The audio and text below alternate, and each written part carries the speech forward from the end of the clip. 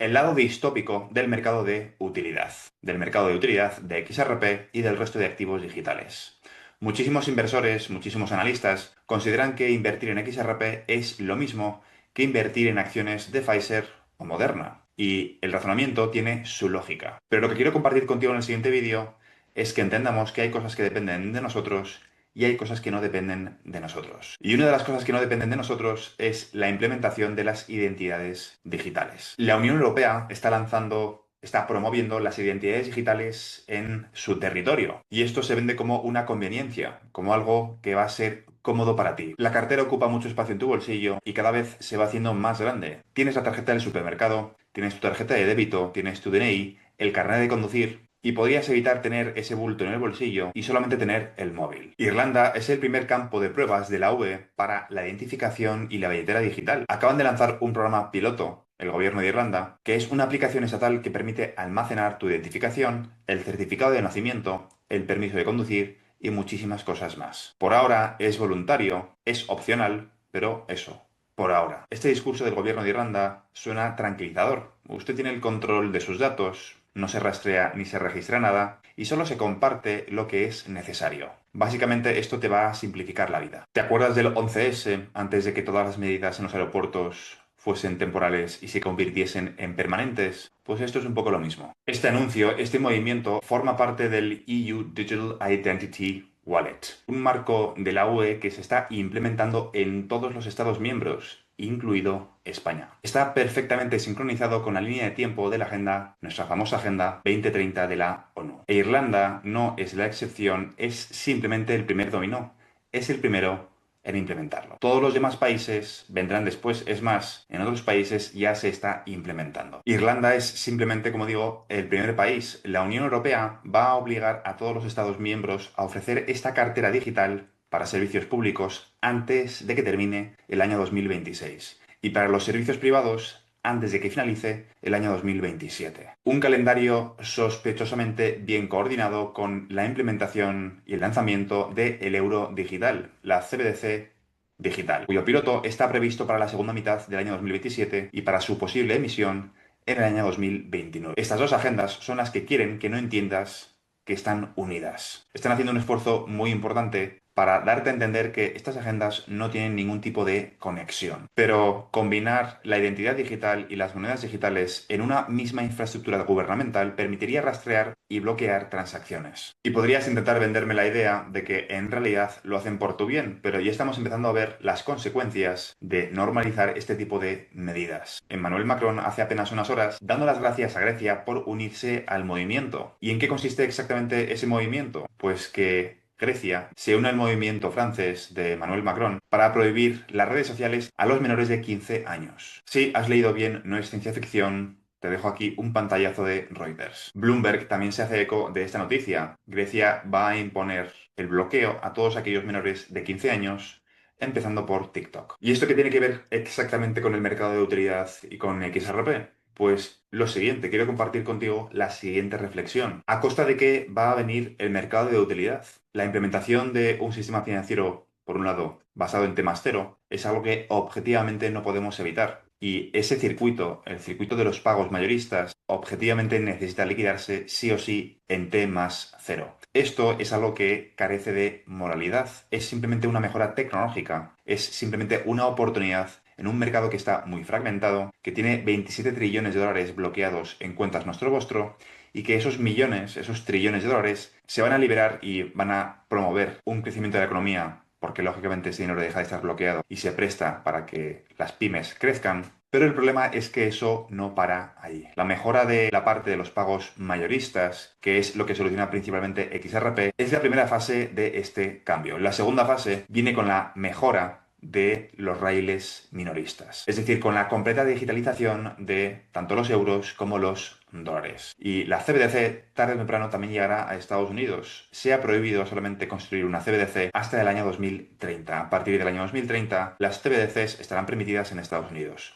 Y llámalo CBDC o llámalo moneda estable, es exactamente lo mismo. Puedes llamarlo si quieres vino o puedes llamarlo si quieres zumo de uva con un grado o con un toque de alcohol. Las monedas estables y las CBDCs no son tan diferentes el marketing sí que es diferente. Y según algunos Bitcoin Maxis libertarios, lo que hay que hacer es resistirse, pero si nos fijamos en su patrón de comportamiento, el patrón de comportamiento que demostraron muchos de estos Bitcoin Maxis hace 6 años, igual que decidieron ponerse esto de aquí para poder ir a comer a un restaurante o para poder viajar, lo más probable es que en cuanto el Estado les apriete, ellos mismos serán los primeros en descargarse esas identidades digitales, igual que demostraron tener nulo autocontrol hace 6 años, cuando no se resistieron o incluso peor, abrazaron las medidas totalitarias de los gobiernos. Así que la reflexión es la siguiente: el que el sistema financiero pase a temas cero es carente de moralidad. Es algo que va a ocurrir, es una mejora tecnológica que es independiente de la identidad digital, del dinero digital y de las CBDCs. Pero también de forma simultánea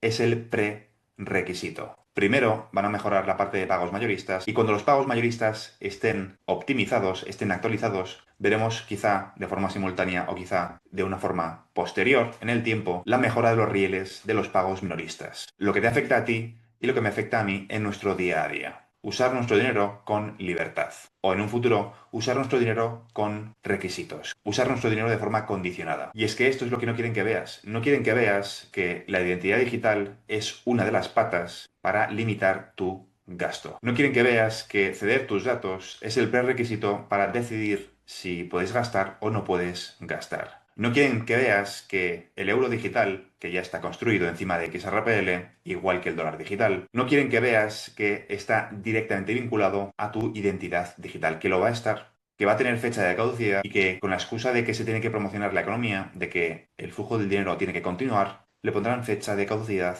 a tu dinero digital. Hace falta controlar, según los estados, lo que es verdad y lo que es mentira. Hace falta controlar que los jóvenes no consuman el contenido que el Estado no quiere que consuman. No vaya a ser que sean de una ideología que el Estado no quiere promocionar. Y si nos tenemos que basar en el patrón de comportamiento de, por desgracia, gran parte de la población en los últimos 6 años, desde que ocurrió esto de aquí, es bastante evidente que la población no ve la amenaza y que este tipo de medidas van a ser implementadas sin ninguna resistencia por parte de la ciudadanía. Así que mi recomendación, sin que sea una recomendación de inversión, es que entiendas estos procesos, que entiendas que es más bien inevitable y que lejos de resistirte, entiendas que aunque no estés de acuerdo, los gobiernos lo van a implementar. Y los que han abierto el melón de conversación hacia el fin del efectivo han sido los Bitcoin Maxis, que han normalizado en la ventana de Overton que el efectivo es malo y que es mejor una versión digital del dinero. Los mayores culpables de que estemos entrando en una fase de la sociedad donde se realzan las virtudes del dinero digital, los culpables de que esa idea haya calado en la sociedad, es de los promotores de Bitcoin, que no te han contado